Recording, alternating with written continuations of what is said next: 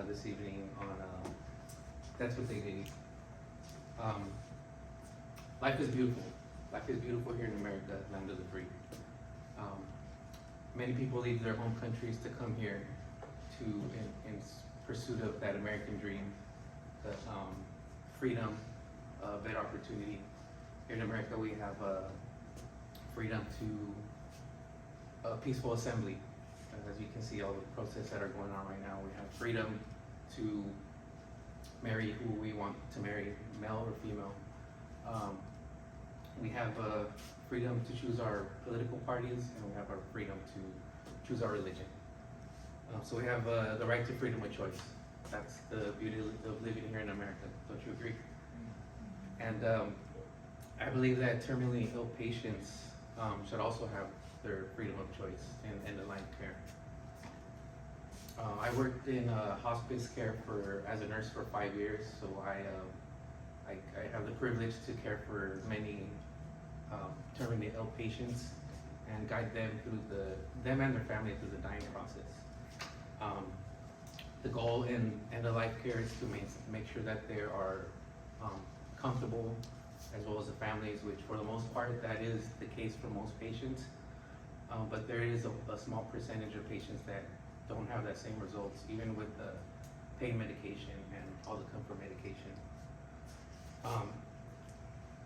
The Deaths with Dignity has been in place in Oregon since 1997, and it's a law that gives terminally ill patients the right to request prescription medication from the doctors to aid in dying in case that they get to the point where they are suffering or are in pain and they don't choose to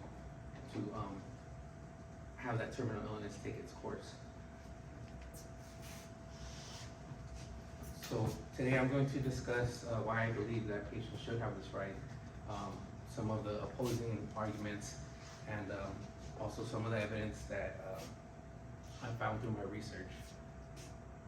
So for my first point, I believe that all terminally ill patients should have the right to death with dignity.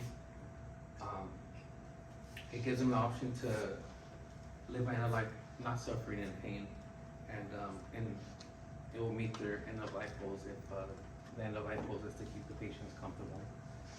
And death with dignity allows them to maintain their autonomy and also their dignity. And it's right now it's legal in 10 states and in DC. The American Journal of Bioethics discuss that patients that do request a death with dignity is because of their fear to lose their dignity because of the pain that they're going to experience because of the terminal illness, the loss of the physical capabilities that they'll endure, that they believe necessary to live a meaningful life, and also the indignity from their incapacities from the terminal illness, like incontinence, being bedridden, or not having the mental capacity to make their own decisions. But why is the death with dignity not legal in all 50 states? Of course, it's a very controversial nationwide debate, and there's a lot of opposing arguments to this. One of them is that of the slippery slope argument discussed in the North Dakota Law Review in 2022. The slippery argument means that there's a fear that if we start giving this to terminally ill patients, then we will start giving it to mentally ill patients, patients with depression, or healthy patients. Or that doctors will just start misguiding patients into requesting this involuntarily. But there are safeguards in place to make sure that that doesn't happen. And for that, you have to be a state resident of the state where it's legal. You have to be 18 years or older. We have to have a terminal illness, meaning that you have a life expectancy of 6 months or less to live. That's diagnosed by 2 separate practicing doctors. And you have to have the mental capacity to be able to request this on your own, so nobody else can request this for you. The patients have to make 3 requests, 2 oral requests, with some time periods in between, and a written request. And lastly, the patients have to have the physical capacity to ingest the medication on their own.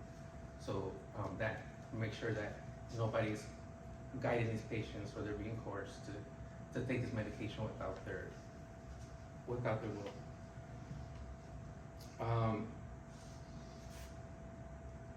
Also,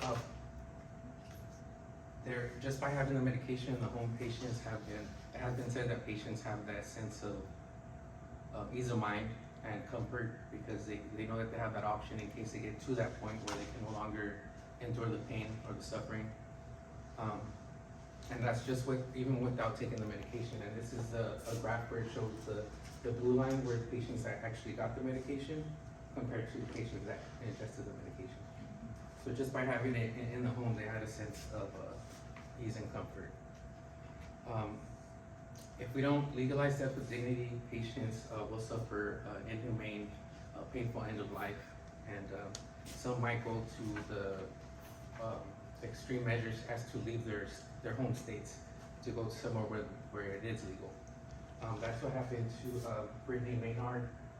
She was a 29-year-old California resident. In 2014, it wasn't legal here in California, and she was diagnosed with a brain tumor. She had surgery, and then she was told that it came back more aggressive, and it was a glioblastoma stage 4. So meaning she had less than 6 months to live.